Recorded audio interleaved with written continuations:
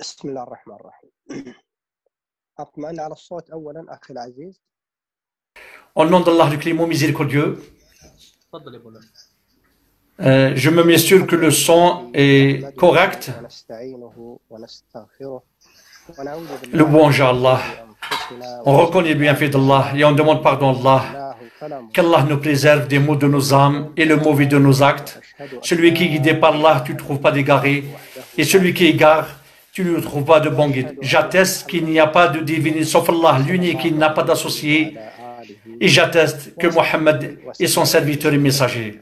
Que la paix et le salut soient sur lui, sur sa famille, sur ses compagnons et tous qui l'ont suivi avec sincérité jusqu'au jour du jugement. Je vous accueille, mes bien-aimés, chers frères et sœurs, dans tout lieu, et je me présente avec mes sincères remerciements pour les frères dans l'Organisation européenne des centres islamiques pour me permettre cette occasion. Et j'invoque Allah, le Très-Haut, qu'il me regroupe ainsi que eux dans cette vie, dans son adoration et dans son sentier, et le jour du jugement au vaste paradis avec ses bienfaits et ses donations.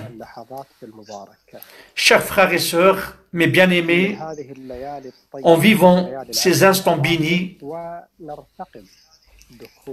parmi ces nuits bénies, les 10 derniers jours, les 10 dernières nuits du mois du Ramadan, et on guette l'entrée du mois de Shawwal et l'Aïd, la fête de l'Aïd, qu'Allah accepte de nous et de vous le bon acte et la bonne parole, et qu'il soulève la pandémie sur toute l'humanité, les musulmans et les non-musulmans,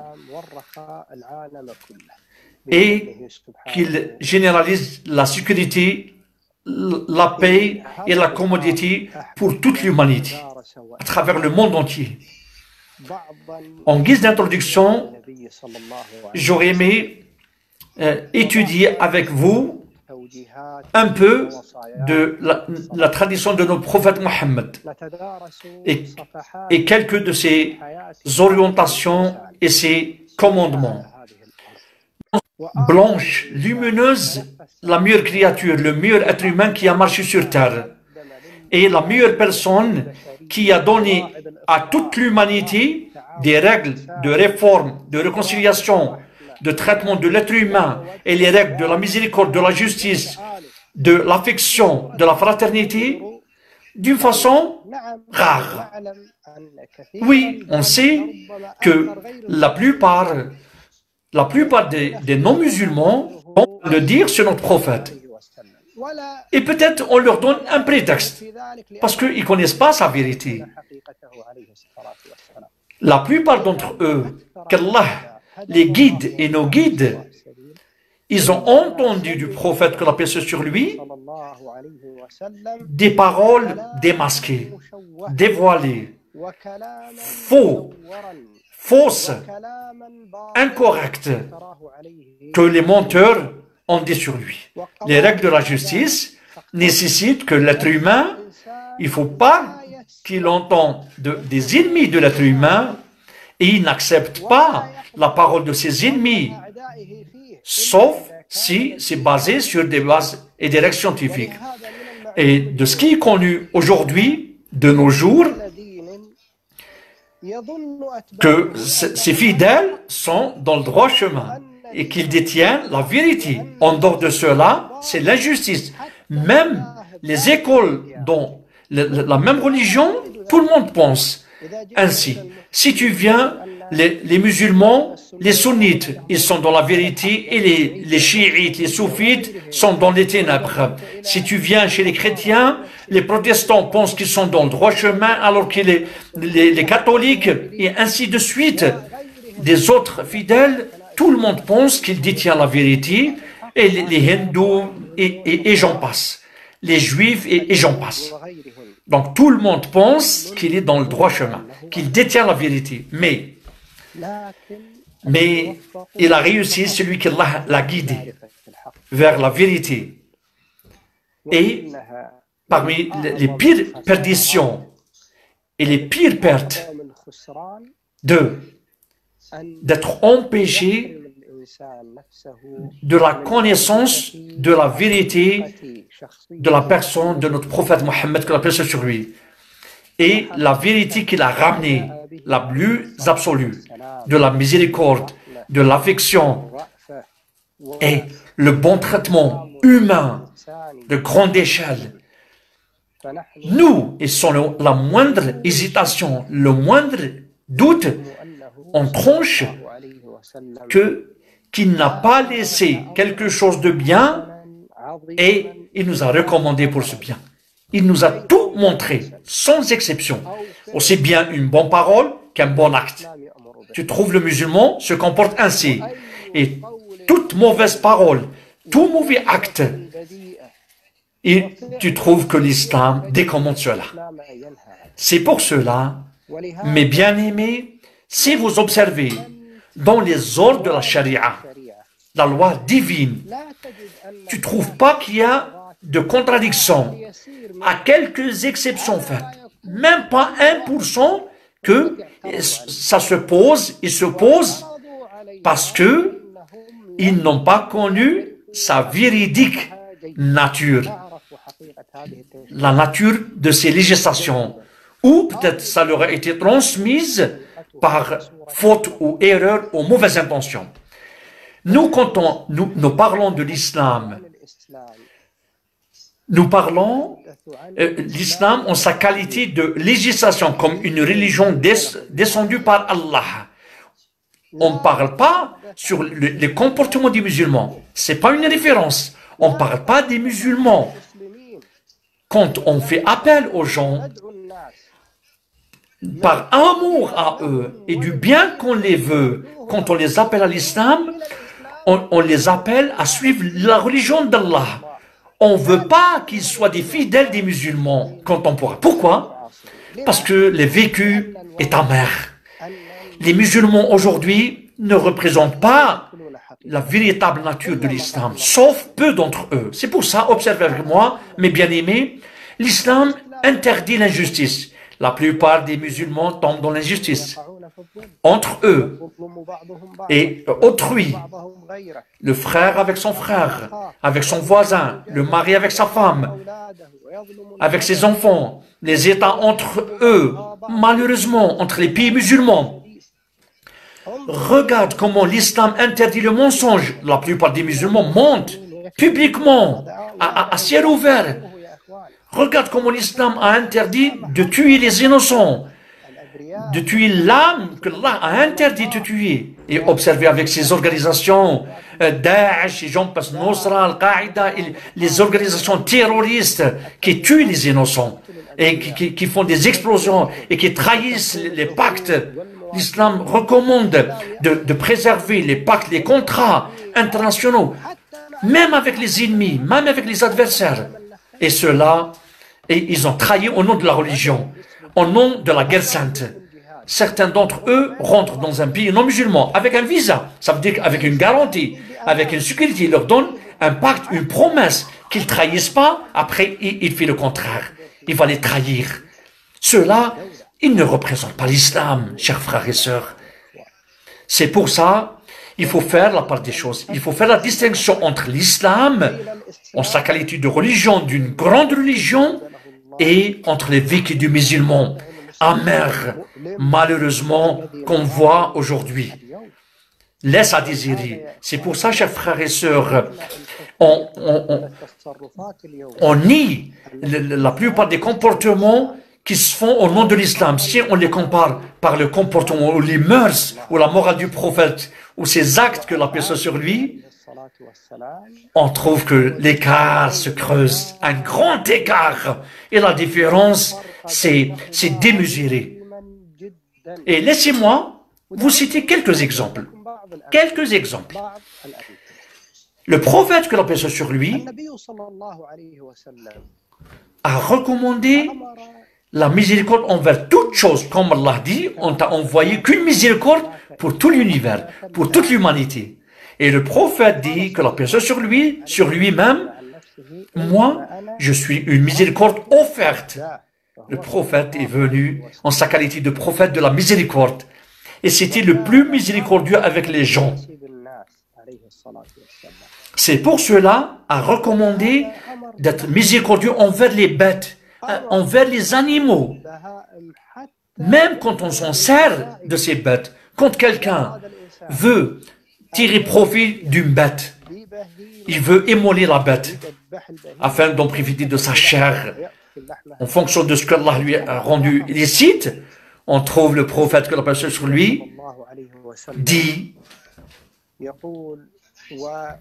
et perfectionnez l'immolation, que vous l'aimez bien votre couteau et qu'il laisse se reposer sa bête. Il faut laisser notre bête se reposer, de l'immoler d'une façon très apaisante, très douce, très clémente. Le prophète, que la paix soit sur lui, a recommandé de veiller sur les sentiments de ces bêtes, même quand on va l'immoler. Si tu veux immoler, il ne faut pas la blesser, il ne faut pas l'effrayer, il ne faut pas la traiter violemment, comme le font certains musulmans. Le prophète nous a décommandé cela, de bien limer le couteau et il n'est pas permis que tu lui limes ton couteau devant la bête, aux yeux de la bête. Bête et sa congénère la voient. Hein? C'est semblable. C'est d'une façon générale, d'une autre bête. Donc si tu vois cette miséricorde se concrétiser sur terre, il a décommandé d'effrayer, de torturer les bêtes, de porter sur ce qu'elle ne peut pas. Et il dit, pour chaque bête, il y a une aumône à côté. Et le prophète nous a informé qu'une femme, comme on dit, c'est des filles de charme, qu'Allah nous guide ainsi qu'elle, nous a informé que cette femme de débauche est rentrée au paradis. Pourquoi? Parce qu'elle a donné à boire à un chien qui allait crever de soif. Elle a pris son soulier, elle l'a rempli d'eau et elle lui a donné à son chien, au chien. Le prophète dit, Allah lui a accordé sa miséricorde, lui a pardonné et lui a fait rentrer au paradis. Pourquoi? Parce qu'elle était miséricordieuse envers ce chien. Le prophète dit, les miséricordieux sont traités par une miséricorde, par le très miséricordieux. Soyez miséricordieux envers ceux qui sont sur terre, Allah va vous, depuis le ciel, sera miséricordieux envers vous. Soyez miséricordieux avec ceux qui sont sur terre. C'est un mot générique, général pour toute l'humanité. Les gens, les bêtes, aussi bien les gens des croyants ou non croyants. Allah dit, on t'a envoyé qu'une miséricorde pour toute l'humanité, sans exception. Il ne lui a pas dit seulement pour les musulmans ou les croyants. Non, non, non, non, jamais. Il a été envoyé pour toute l'humanité. Que la paix soit sur lui. Et les savants ont montré, entre autres, Ibn al-Qayyim, qu'Allah lui accorde sa miséricorde, des formes de la miséricorde du prophète, même avec les non-musulmans. Concentre-toi avec moi, chers frères et sœurs. Le prophète nous a recommandé d'être clément envers la bête, de bien limer le couteau et de la tuer d'une façon aisante. Il nous a décommandé de défigurer la bête et de tuer ceux qui ne nous ont pas combattus. Si on a été agressé, un pays qui nous a agressés et on était obligé de prendre en légitime défense, il n'y a pas de mal. Tous les pays ont cette... Il y a des ministères de défense, il y a des tactiques de guerre afin de se protéger contre les agressions extérieures. Il n'y a pas de mal, c'est l'islam légifère dans ce sens. Les tactiques de guerre, de défense, de guerre, il n'y a pas de mal, on n'a rien à cacher. Mais, entre autres, il n'est pas permis de tuer les bêtes, les enfants, les personnes âgées ou les religieux ou tuer ceux qui n'ont pas combattu. Donc, le terme moderne, contemporain, c'est les civils. On ne peut pas tuer les civils. Vous avez fait attention, chers frères et sœurs, après il y a des gens qui viennent, et avant aujourd'hui, ils tuent des innocents, et ils défigurent leur cadavre, ils coupent les têtes d'une façon très brutale et ils font des explosions chez les innocents, comme ils font, c'est pas seulement dans les pays non musulmans, même dans les pays musulmans, dans les mosquées des musulmans, ils font des explosifs. En Égypte, dans une mosquée, au Pakistan, dans une mosquée, en Irak, dans des mosquées, dans les pays de Golfe, dans des mosquées, dans la plupart des pays musulmans, ils tuent des innocents. Et ils brûlent les gens vivants, vifs, ou ils défigurent leurs cadavres avec le châtiment en les noyant dans les... Est-ce que ces actes, c'est conforme avec les orientations prophétiques quand le prophète dit qu'il laisse sa bête apaisée? Non. Est-ce que c'est conforme avec la parole prophétique? Une femme qui rentre à l'enfer pour une chatte. Elle l'a emprisonnée, elle lui a pas donné à manger, ni elle l'a laissé manger de l'extérieur. Allah l'a fait rentrer. Allah l'a fait rentrer à l'enfer. Et une femme est rentrée au paradis parce qu'elle était miséricordieuse envers un chien. Donc Allah lui a pardonné et il l'a fait rentrer au paradis. Est-ce que c'est conforme avec ces actes que ces organisations terroristes font, qui prétendent représenter l'islam, ou qui font appel dans le sentier d'Allah et qui font la guerre sainte? Non, au nom d'Allah. Jamais, jamais. C'est pas la miséricorde du prophète que l'on pèse sur lui. Celui qui était tolérant, qui était clément, miséricordieux, il décommandait l'injustice, même dans le combat, même pendant les guerres. Et tuez ceux qui vous combattent. Et combattez dans le sentier d'Allah ceux qui vous combattent. Il ne faut pas agresser. Il faut éviter toute agression. Tu ne trouves pas cette expression sauf dans les stations islamiques. C'est pour ça que je répète et je dis ainsi, pour moi-même et pour vous-même et pour ceux qui me regardent, qui me suivent, une différence entre la législation islamique et le comportement et les actes des musulmans. Vous avez fait attention, chers frères et sœurs? Allah nous a recommandé de faire la prière, nous a obligés, parce que la prière renforce la prière entre le serviteur et le Créateur. Elle purifie l'âme et elle rappelle à l'être humain qu'il vit une vie temporaire, c'est pas éternel, c'est pas continuel.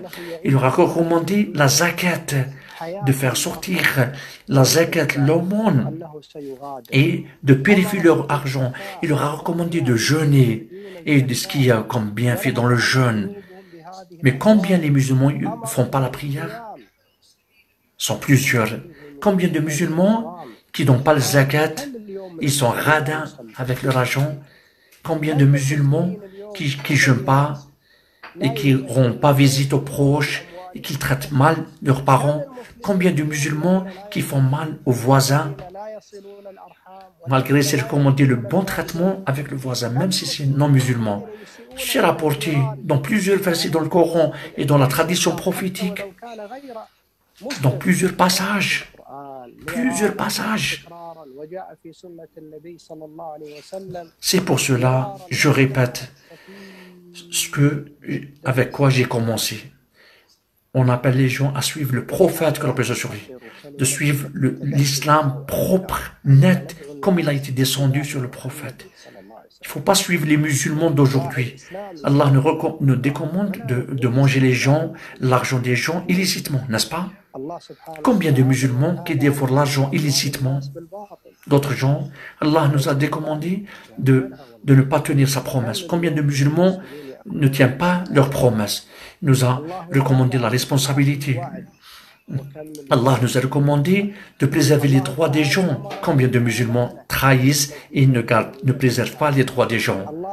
Chers frères et sœurs, sont plusieurs.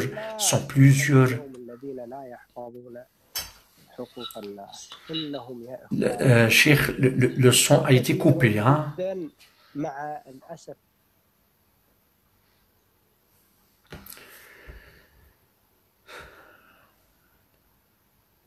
On s'excuse pour cette faille technique. Le son a été coupé depuis la source.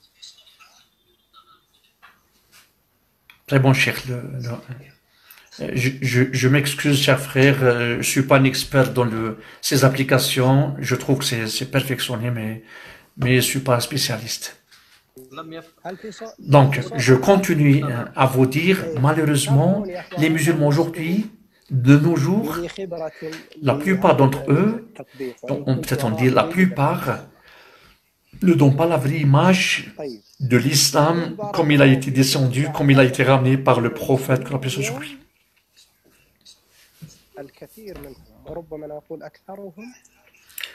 Après cette introduction, brève introduction, je reviens pour ainsi dire et je commence par les commandements dont je voulais vous parler. Une fois que je vous ai présenté cette introduction importante sur la tradition prophétique, chers frères et sœurs, quand on fait appel les gens à l'application de la tradition prophétique et de suivre le prophète que la paix soit sur lui et de la mise en pratique de l'islam, on ne va pas les appeler pour pratiquer juste les règles ou les jugements. Non, non. On va les appeler à pratiquer l'islam avec sa justice tout entière, avec sa miséricorde, la non-trahison, la non-tricherie, préserver les droits des gens, toute vente qui a une tricherie ou une falsification, à écarter le bon comportement dans nos foyers, dans les institutions. Il faut finir avec la ségrégation raciale, ethnique. Il faut mettre terme à toutes ces pratiques. Il faut traiter l'être humain en sa qualité. Allah dit, nous avons honoré l'être humain. Il n'a pas dit, nous avons honoré les musulmans ou les croyants. Nous avons honoré l'être humain en sa qualité d'être humain, sans exception. Il faut préserver sa dignité, son honneur, même s'il n'est pas musulman. Et ce que la plupart des gens ne savent pas. La cause, c'est l'ignorance de la tradition prophétique. La cause de cette propagation de l'ignorance, que la nation est passée par des époques où la tradition prophétique a été exposée, présentée d'une façon falsifiée, incorrecte, ou cernée, rétrécie. C'est pour cela, si un d'entre nous a entendu le mot la tradition prophétique ou la biographie prophétique, la première des choses qui vient à l'esprit, c'est de parler sur les batailles et les guerres menées par le prophète. Sans doute, oui, le fait de parler de ces batailles et de ces guerres, qu'Allah vous bénisse, oui, c'est un honneur, c'est honorable. Ça fait partie de la biographie prophétique. Ça te donne le sens pour l'humanité, l'affection, la miséricorde, comment traiter avec les ennemis, les adversaires, d'une façon où tu ne trouves pas ailleurs, nulle part ailleurs. L'islam interdit l'injustice, même avec les ennemis. Comme Allah dit, soyez justes. C'est plus proche de la piété. Soyez justes. Donc, quand je vous dis les batailles, on dit une bataille. Ça ne veut pas dire qu'on va envoyer les gens, on va attaquer les gens. Non, ça peut être défensif. Je vous cite un exemple. La bataille des coalisés, elle est appelée ainsi, malgré le prophète se défendait sa patrie, son pays, parce qu'il y a eu la coalition de toutes les parties. Autour, ils ont cerné les Médines. Même les parties où le prophète les a... Parce qu'il y avait une guerre déjà, de prime abord, il y avait une guerre. Parce qu'ils ont trahi le pacte. Étudiez-les. Moi, ce que je voudrais revenir à, aujourd'hui, de montrer la biographie prophétique ne veut pas dire... Plutôt, ça veut dire ces batailles, ces guerres ne représentent de la vie prophétique pas plus de 10%, seulement 10%.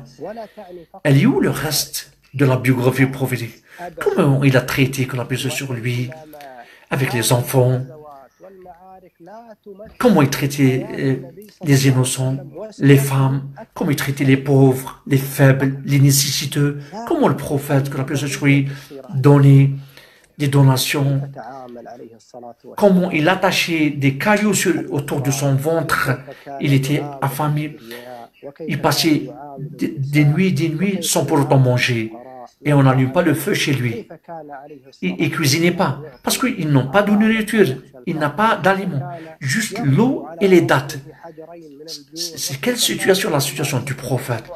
Et comment le prophète dormait sur un tapis? Et comment il pardonnait les gens? Il était tolérant. Il aimait quoi? Sa famille, ses ancêtres. Ils étaient les plus ennemis envers lui. Ils ont tout fait pour l'assassiner, pour le tuer. Dans plusieurs endroits. On lui a fait un embargo sur les collines de la Mecque. Ils l'ont chassé de la Mecque.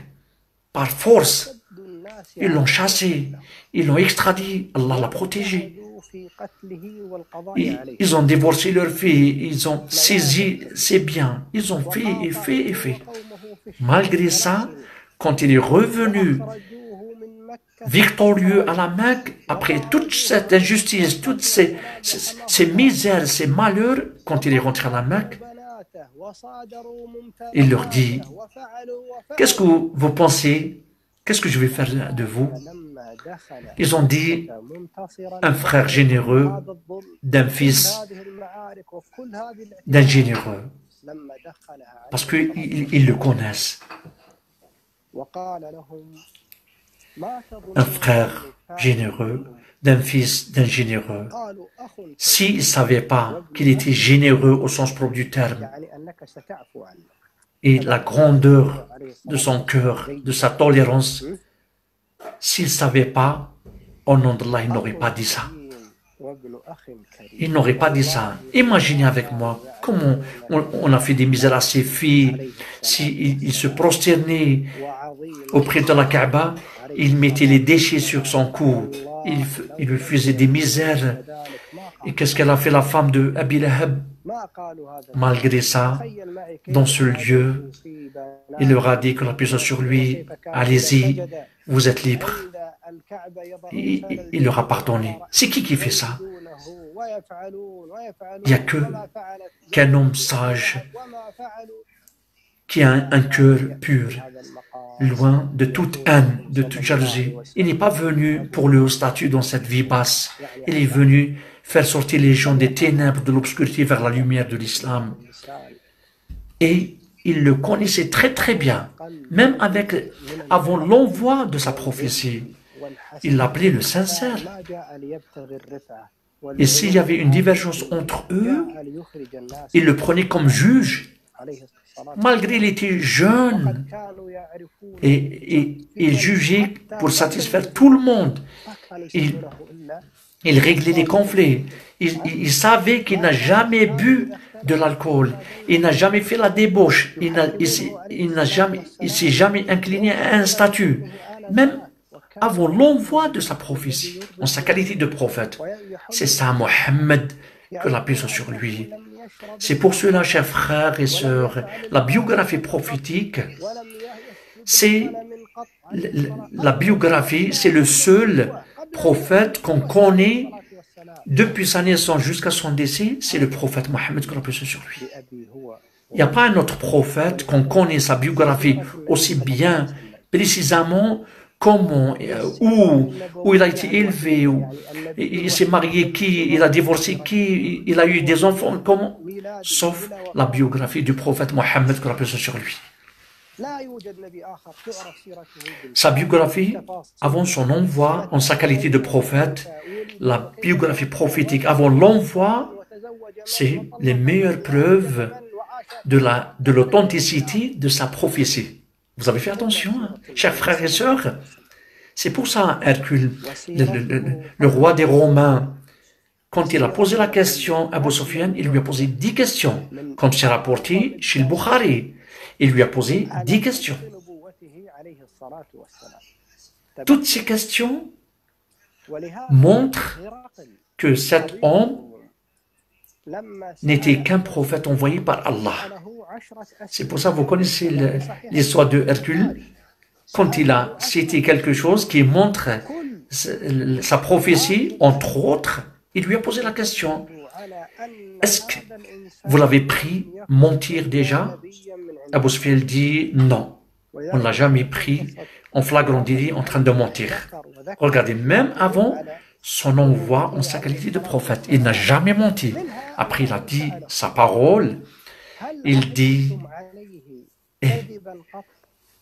j'ai su qu'il n'a pas laissé le mensonge pour les gens alors qu'il va mentir sur Allah. C'est impossible.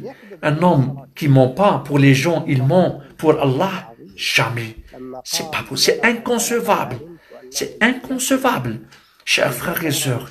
Donc, essaye de mettre en réflexion ton cerveau. On lui a posé, est-ce qu'il trahit? Ils ont dit non. Est-ce qu'un de ses ancêtres était un roi? Ils ont dit non. Est-ce qu'il y a les pauvres qui le suivent? Ils ont dit oui, les pauvres, c'est ainsi les fidèles des prophètes. Est-ce qu'ils renient leur religion par colère de sa religion? Il dit non, non, non, non, non. Donc Hercule a su, le roi des Romains, il ne peut qu'être un messager et un prophète envoyé par Allah. C'est pour ça, chers frères et sœurs, le prophète, nous, au nom d'Allah, nous avons besoin de connaître sa biographie, sa guidance, ses mœurs. Et on a écrit des ouvrages, même des ouvrages contemporains. Ils ont analysé la personnalité du prophète, des analyses psychiques. J'ai lu entre quelques de ces études, nous avons besoin afin de mettre en évidence. Vous, chers frères et sœurs, maintenant vous êtes en Europe. Vous connaissez mieux que moi que les gens en Europe et dans la plupart des pays du monde, en Orient, il y en a qui font la propagation que les Européens connaissent la vérité de l'islam, mais ils sont arrogants. C'est pas vrai. C'est pas vrai. C'est infondé. Les gens, la plupart d'entre eux, que l'islam est une religion de terrorisme, il ne préserve pas les droits des gens. Quelle est la cause? Nous. C'est nous. Nous avons présenté une mauvaise image de l'islam pour les non-musulmans. Et ces organisations terroristes, ces organisations qui ont présenté une mauvaise image, ils tuent la plupart des gens, des milliers de personnes aux États-Unis, dans les événements du 11 septembre, des civils, des milliers, des hommes, des femmes, des enfants. Certains ont été y aller pour travailler, pour se nourrir. Ils les tuent au nom de l'islam. Au nom d'Allah, ce n'est qu'une mauvaise image pour l'islam. Il n'est pas permis, même s'il y a entre nous et eux une guerre. Donc, la scène de guerre, oui. Et comment? Tu vas les tuer par trahison. Des innocents. Mais que la fin des temps, il y a des gens comme ceux-là qui vont défigurer l'image de l'islam.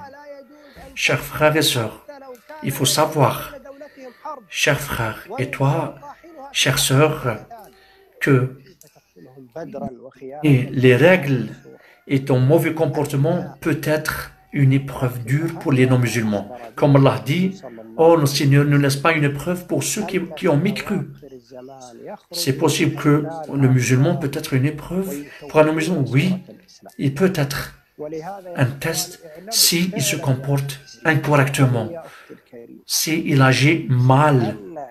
Et si c'est une personne anarchique qui vit n'importe comment, une vie qui mérite pas d'être une vie humaine. Il fait mal à sa femme, à ses enfants, à ses voisins. Il n'est pas miséricordieux envers les faibles. Il ne respecte pas les personnes âgées. Il ne respecte pas les lois du pays dont il vit. Même les règles de la circulation, il conduit comme une... S'il parle, il ment. S'il promet, il ne tient pas à sa promesse. Et si il se fâche, il est... Combien? Qu'Allah nous pardonne et vous pardonne. Il faut être franc avec nous-mêmes. Ça existe chez les musulmans qui vivent en Occident et en Orient, et surtout dans les pays musulmans, malheureusement. Oh Allah, ne laisse pas une épreuve pour ceux qui ont mécru.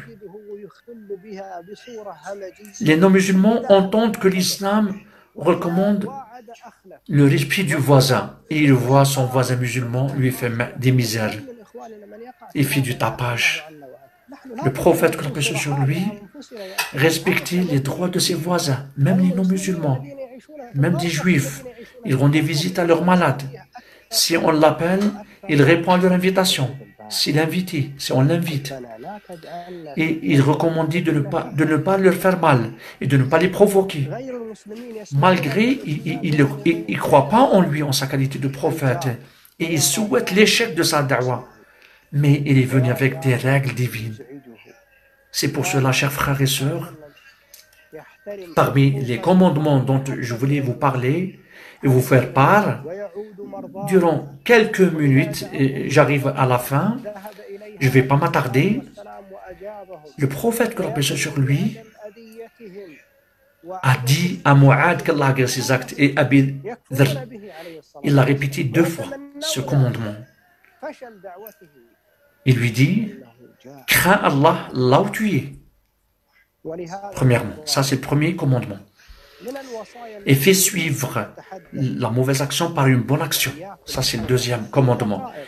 Et comporte-toi correctement envers les gens. Ça c'est le troisième commandement. Donc fais attention, chers frères et sœurs, crains Allah là où tu es, et fais suivre la mauvaise action par une bonne action, et comporte-toi envers les gens d'une façon correcte. Les savants des relations humaines disent qu'il y a 3 relations, il faut s'en occuper. On a intérêt, des relations très importantes. Une relation avec autrui, avec les autres. Ça, c'est la première relation. C'est la relation du serviteur envers son Seigneur, envers son Créateur. Comment tu te comportes avec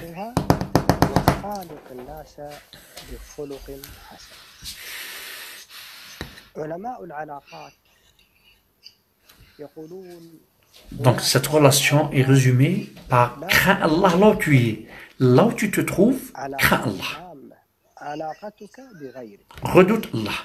Dans n'importe quelle époque, n'importe lieu, la crainte d'Allah, c'est de faire ce que Allah t'a recommandé et de t'épargner de ce que Allah t'a décommandé.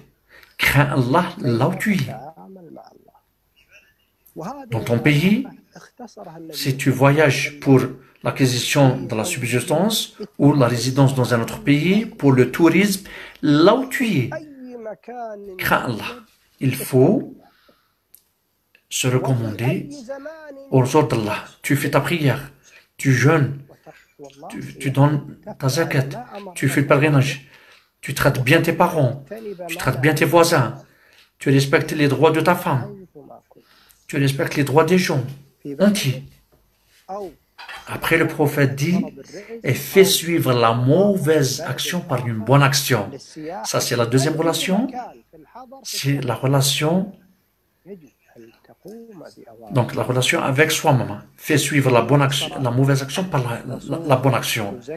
La première relation, c'est la relation entre l'être humain et son créateur. La deuxième, c'est la relation de l'être humain avec soi-même, avec son ego. C'est faire suivre la mauvaise action par une bonne. Pourquoi il a dit ceci, le prophète, que la paix soit sur lui? Parce que il sait que l'être humain, quel que soit sa foi pieux, il reste en sa qualité d'humain. Il tombe dans les erreurs, dans les bêtises, dans les péchés, comme le prophète dit. Chaque être humain,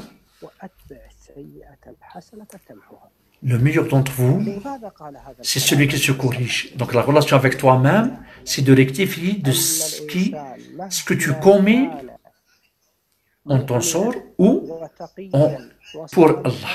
La troisième relation, c'est la relation avec l'être humain, avec autrui, avec les autres humains.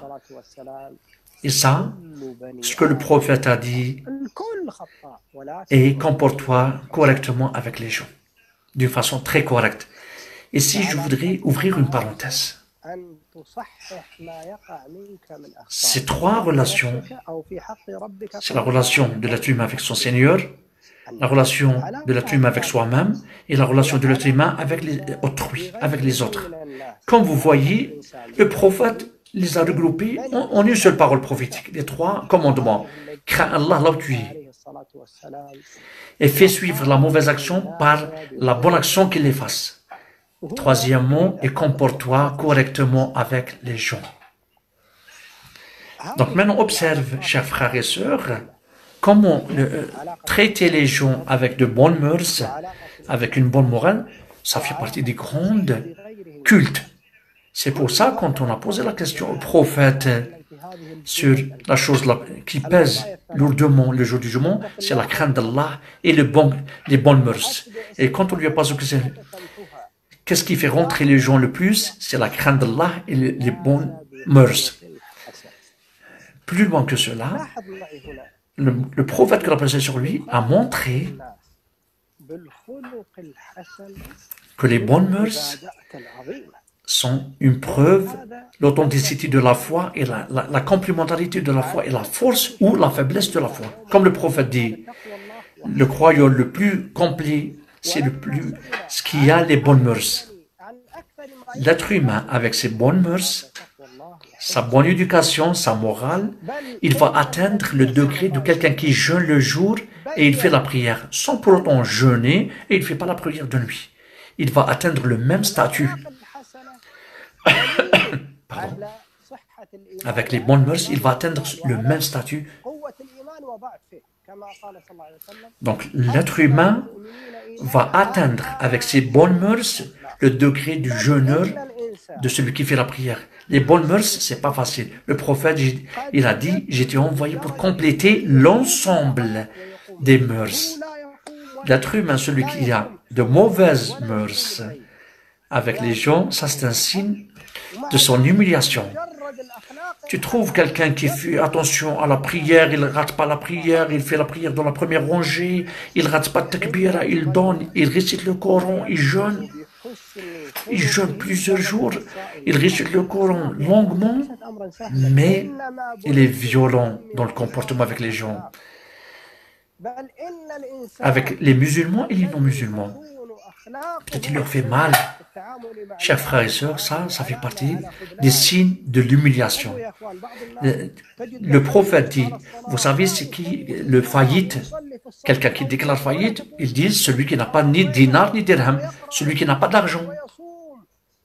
Le prophète dit plutôt le faillite, celui qui vient du jour du jugement, avec des bonus, avec des bons actes, les bonnes œuvres, le pèlerinage, le petit pèlerinage, la récitation du Coran, la prière, le jeûne, tout. Mais il vient, il était injuste envers celui-là, il a insulté celui-là, il a tapé celui-là, il a dévoré l'argent de celui-là. Des mauvaises mœurs. Donc, chacun lui prend ses bonus jusqu'où ça s'épuise. Il n'a pas de bonus, il n'a plus de bonus. On prend de leurs bêtises et on va le tromper dans leurs bêtises et il sera injecté dans l'enfer. Vous avez vu les mauvaises mœurs, comment elles mènent l'être humain vers l'enfer. Le prophète, on lui a posé la question sur une femme qui faisait la prière la nuit et elle jeûnait le jour. Mais elle faisait mal avec sa langue à ses voisins. Le prophète dit, elle n'a pas de bien, celle-là, elle est à l'enfer. La cause, c'est parce que ses mœurs étaient mauvaises. Venez avec moi, chers frères et sœurs, mes bien-aimés. Quand le prophète a dit et comporte-toi correctement avec les gens. C'est beau. Est-ce qu'il y a une différence entre comporte-toi correctement avec les gens et avec, s'il a dit, et comporte-toi correctement avec les musulmans? Est-ce qu'il y a une différence? Bien sûr, il y a une grande différence. Quelle est la différence? Si le prophète aurait dit « Comporte-toi correctement avec les musulmans », on aurait compris, c'est spécifique pour les musulmans, n'est-ce pas? Mais quand il a dit « Comporte-toi correctement envers les gens, avec les bonnes mœurs », c'est le plus clair, son arabe était le plus clair. Donc ça montre que les bonnes mœurs et le bon comportement les musulmans et les non-musulmans, comme il le faisait, le prophète que la paix soit sur lui. C'est pour ainsi dire, il y a d'autres exemples, d'autres échantillons, d'autres modèles. Quand le prophète dit, à titre d'exemple, celui qui croit en Allah et le jour du jugement, qu'il soit généreux envers son voisin. Fais attention, il n'a pas dit son voisin musulman, non, d'être généreux envers le voisin musulman et non musulman.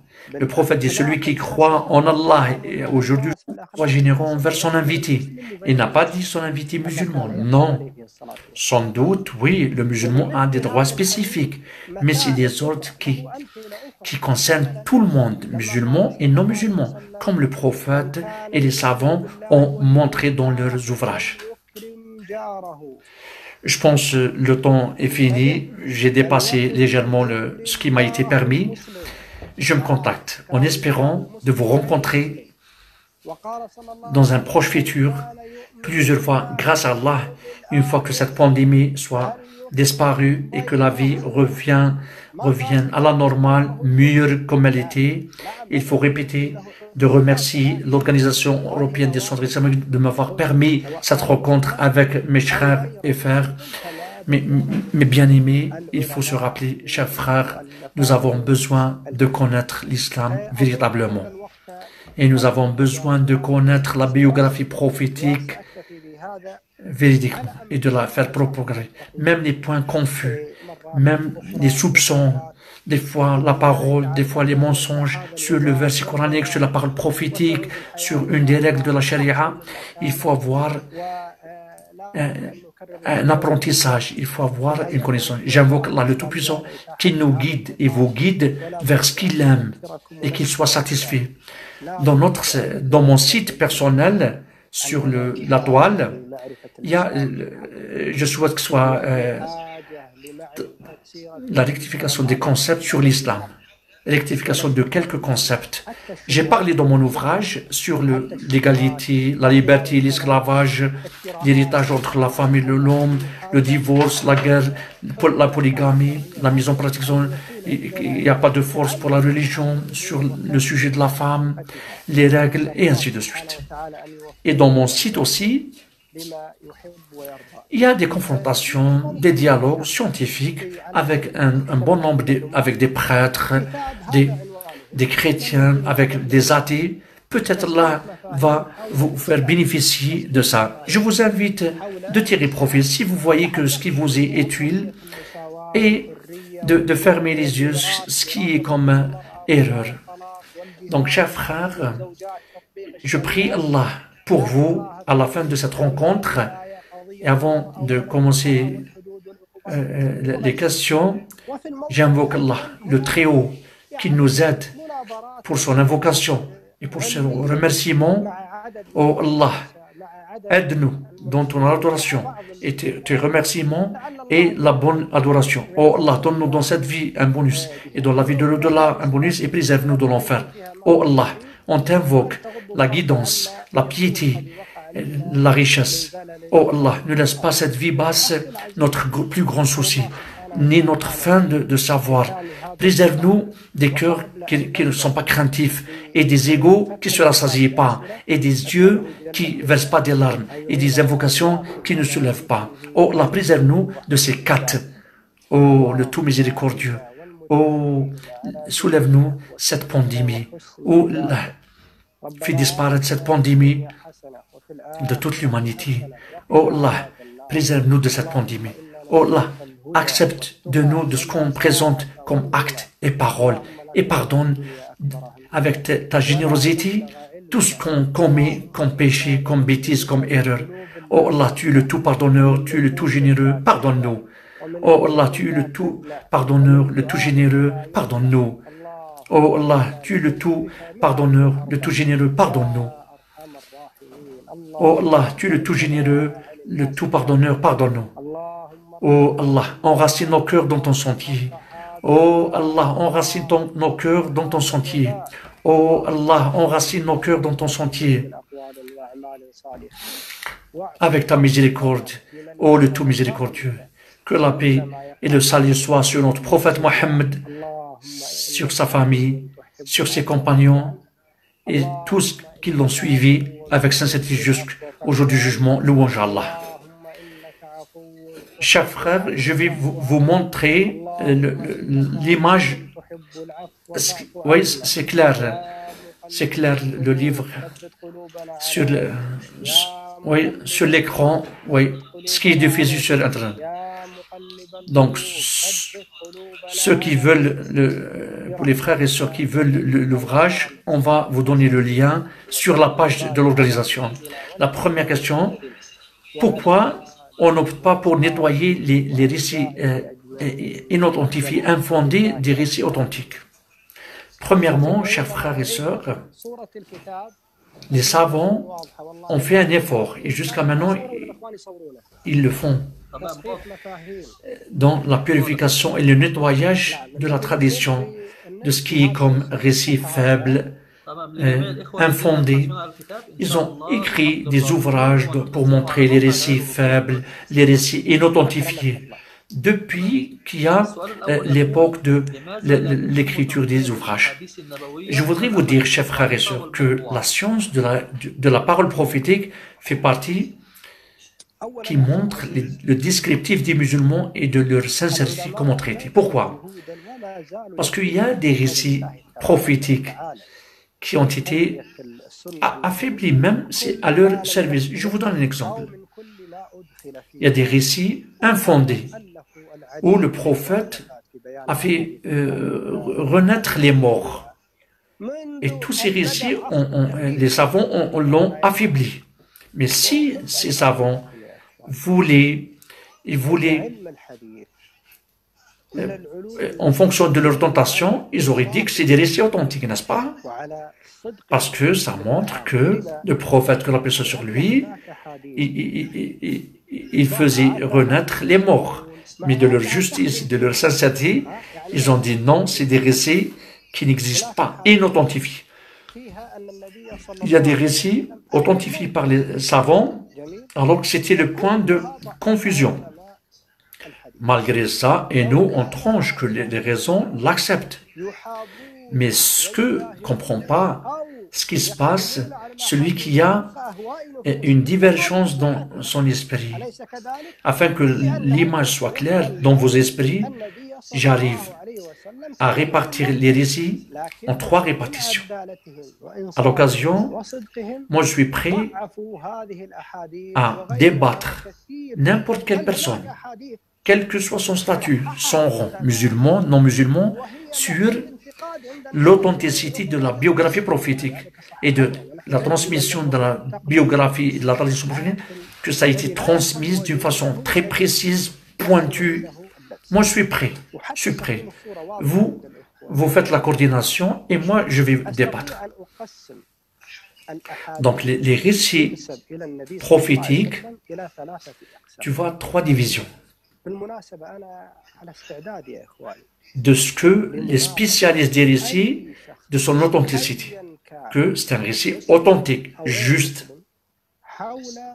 La deuxième partie, ce que les savants se sont mis d'accord que c'est des récits inauthentifiés, faibles, qui n'existent pas. La troisième partie, de ce qu'il y a une divergence entre les savants, d'un côté son authenticité et de l'autre côté son authenticité. Et c'était moins que les 2 premières parties. Si on observe, on voit qu'il y a une simplicité. C'est pas compliqué, c'est pas difficile. Aujourd'hui, grâce à Allah, tu peux chercher dans certaines applications, dans certains sites, qui va te prendre un raccourci de ramener tous les avis du savant, certains sites d'Internet, tu arrives à savoir si c'est un récit authentique ou faible ou qui n'existe pas. Dans la tradition prophétique, ça a été nettoyé et les savants jusqu'à maintenant, ils demeurent en grâce, c'est grâce à Allah subhanahu wa ta'ala. Parce que Allah s'est chargé de préserver la tradition prophétique comme il s'est chargé de la préservation du Coran. La deuxième question, Cheikh, est-ce qu'il m'est obligé, quand j'entends le récit, de chercher ses sources?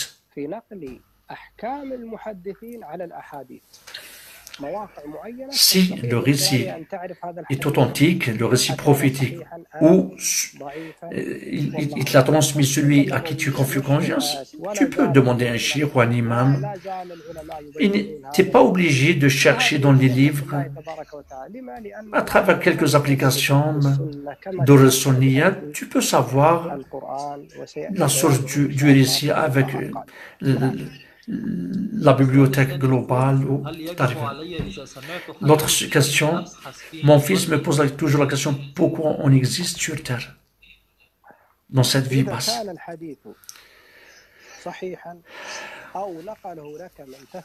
Ces questions, grâce à Allah, tu ne trouves pas des réponses comme en islam, ce qu'on dit des questions existentielles. Comment c'est la création? Pourquoi on est créé? Pourquoi est notre raison d'être sur ça montre la grandeur de l'islam. Même les questions de la fin du monde, de l'apocalypse, comment ça sera le sort après cette vie, tout cela, tu ne les trouves pas nulle part ailleurs, sauf en islam, avec un détail bien précis. Ton enfant, s'il te pose cette question, ça montre qu'il a entendu déjà la question posée, ou ça montre l'intelligence de cet enfant, qu'Allah le guide, qu'Allah le prend en charge. La réponse est ainsi, c'est de l'informer. Allah nous a créés pour une raison. Nous ne sommes pas créés au hasard, à l'improviste. Non, on est créés pour une raison bien précise. La raison, premièrement, c'est de vénérer Allah. Et la vénération d'Allah soit ainsi à travers l'adoration d'Allah dans le traitement des gens et d'accomplir sur terre. Allah dit, je n'ai créé l'être humain et le djinn rien que pour m'adorer. Allah n'a pas besoin de nous. Et le détail dans ça peut être long, ce n'est pas notre sujet. L'autre question, Cheikh, comment l'être humain peut savoir que son adoration, son invocation, sa prière ont été acceptées chez Allah, ont été validées? Oui. Donc le croyant, ce qui lui est demandé d'adorer Allah, comme il l'a ordonné, de vénérer Allah, comme Mohammed, le prophète, l'a ordonné. Il fait un effort d'accomplir le culte, comme la prière, la zakat, le jeûne, comme le prophète, que la puissance l'a fait. Et il invoque Allah de deux choses.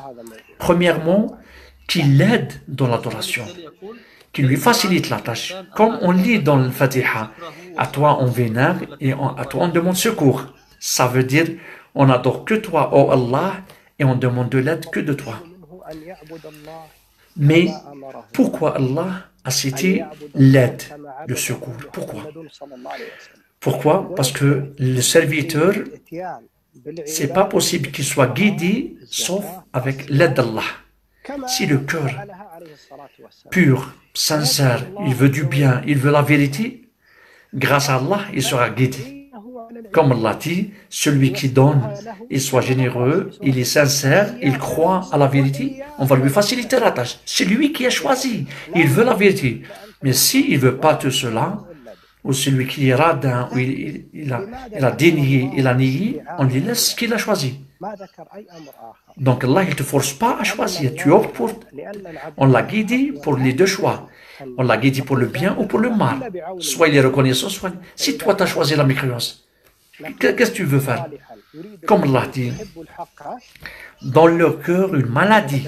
Fais attention, dans leur cœur une maladie, Allah leur a augmenté de cette maladie. À la base, le cœur est malade. Allah dit, quand ils se sont détournés, c'est eux qui se sont détournés, Allah a détourné leur cœur. Il les a laissés à leur choix. Est-ce que c'est clair? Donc nous, on fait appel, on invoque Allah pour l'aide, pour l'adoration et de valider notre adoration. Et parmi les signes les plus flagrants, c'est d'être guidé pour davantage à d'autres actes, bonnes œuvres. Certainement, l'ego, des fois on est actif, c'est comme le ramadan et ailleurs. Des fois on se retire. Mais si jamais il y a une paresse, il faut préserver les devoirs, les obligations. Il faut faire attention. Mais une fois qu'on est actif, on est motivé, on est en pleine vivacité, il faut multiplier, il faut augmenter. C'est la question. L'autre question, Cheikh, est-ce que c'est vrai que notre mère Aïcha s'est mariée au prophète? Oui, mais faites attention. Aïcha n'était pas une fille, n'était pas une fillette. Navon n'était pas une fillette. Et ça diffère d'un environnement à un autre. Ici, je vous parle du Koweït. Ma grand-mère maternelle s'est mariée à 11 ans.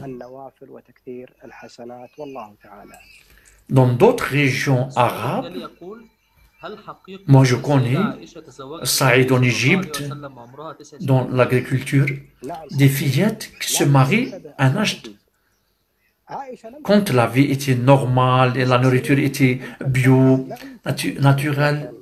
Elle n'était pas une fille. Donc c'est pour ça, chers frères et sœurs, les historiens, même les non-musulmans, parlent de ça. L'histoire de la civilisation, Ouluram, comme vous savez, a cité que les Arabes, si la fillette atteint l'âge de puberté à 15 ans, ils voyaient que c'était une grande fille, alors qu'elle avait 15 ans. Aujourd'hui, dans notre concept, 15 ans est encore une fillette. Mais à l'époque, c'était différent. Notre mère Aïcha, dans le Tirmidhi, dit, si la servante atteint 9 ans, elle avait ses mensurations, elle avait ses règles. C'est pas comme maintenant. C'est pour ça, Omar ibn al-As, entre lui et son fils, 10 ans. Quand Abdullah est né, son père avait 10 ans. Ça veut dire quand sa femme est tombée enceinte, il avait 9 ans. Shafi'i, dans son ouvrage il dit, j'ai atteint une grand-mère à 21 ans. C'est pas une mère. Ça veut dire elle a une petite fille. Et moi, j'ai vu. J'ai été au New Mexico, aux États-Unis, chez les Indiens. J'ai vu des fillettes de 10 ans. Elle a un garçon d'une année. Mais tu dis, c'est comme une femme. C'est pas comme nous, chez nous, des fillettes encore qui mangent de l'artificiel, du fast-food, des commodities. Ça diffère. Moi, personnellement, aujourd'hui, c'est pas possible que j'imite un grade militaire, même si c'est un caporal, pour un jeune de 17 ans. Non, ni de point de vue raisonnable, ni de pensée. Mais à l'époque du prophète, que sur lui, il a ordonné d'être commandant de la. C'est pas comme aujourd'hui. C'est pour ça les polythéistes, les hypocrites et les adversaires du prophète, les ennemis à l'époque, ils ne voyaient pas le mariage du prophète à Aïcha que c'était une erreur. Ils ne voyaient pas ça. Pourquoi? Parce que ça valait de soi. Parce que Aïcha, déjà, sa main était demandée avant son mariage. Donc, il faut faire attention. Avant le mariage, qu'Allah agrée ses actes, mais si elle détestait ce mariage, ou elle ne l'aimait pas, est-ce que quand la fillette, on l'oblige pour le mariage, elle va le détester? Oui, bien sûr, mais Aïcha, elle aimait le prophète que sur lui. Et elle l'envie, comme vous savez. Et la femme n'est jalouse que pour un homme qu'elle aime. C'est pour ça, c'est pas comme les gens pensent aujourd'hui, c'est pas une fillette, c'est pas une fillette. Navon, à l'époque, c'était pas une fillette. À l'époque, c'était si quelqu'un vient un homme qui veut marier à ma fille de 15 ans, pourquoi à cette époque, elle est encore petite. Elle ne peut pas porter ses responsabilités. Mais à l'époque, c'était différent. Tout tout à fait différent. C'est Allah qui sait. Et à la fin de cette rencontre, je tiens à vous remercier, Cheikh, au nom de l'Organisation européenne des centres islamiques pour cette conférence qui était diffusée en direct. J'invoque Allah qu'il accepte de vous et de nous les bons actes, qui nous donne la sincérité dans la parole et dans l'acte. Il est le tout très haut et le tout puissant. Et qu'Allah accepte de nous le jeûne du Ramadan et qu'il nous préserve de l'enfer. En espérant vous rencontrer, cher Cheikh, dans d'autres rencontres ultérieurement. Merci, merci Cheikh. Merci pour vous. Merci pour votre écoute. Que la paix soit sur vous, Cheikh.